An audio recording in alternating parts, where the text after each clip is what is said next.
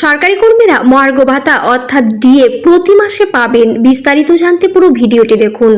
Supreme কোর্টে যে বকেয়া ডিএ মামলা চলছে সেটা ব্যাখ্যা করে কনফেডারেশন অব স্টেট গভর্নমেন্ট এমপ্লয়িজের আইনজীবী ফিরদৌস শামীম জানান, রোপা 2009 নিয়মের আওতায় রাজ্য সরকারি কর্মচারীদের বেতনের মধ্যে basic pay, grade pay, medical allowance, house rent allowance এবং মহার্ঘ ভাতার মতো বিষয় আছে।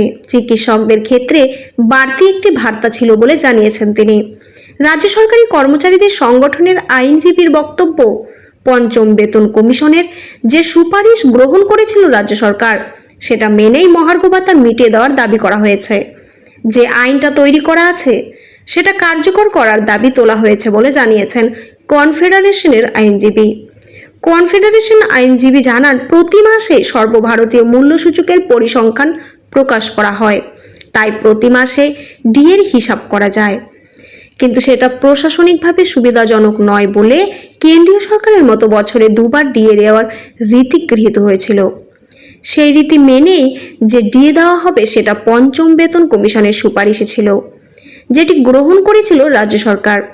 তিনি আরও জানিয়েছেন কিভাবে মহার্ঘ ভাতার হিসাব করা হবে সেটা রোপা 2009-তে স্পষ্টভাবে উল্লেখ করা আছে, অর্থাৎ ডিএ প্রদানের তারিখ এবং মহার্ঘ ভাতা দেওয়ার হারও উল্লেখ করে দেওয়া হয়েছে।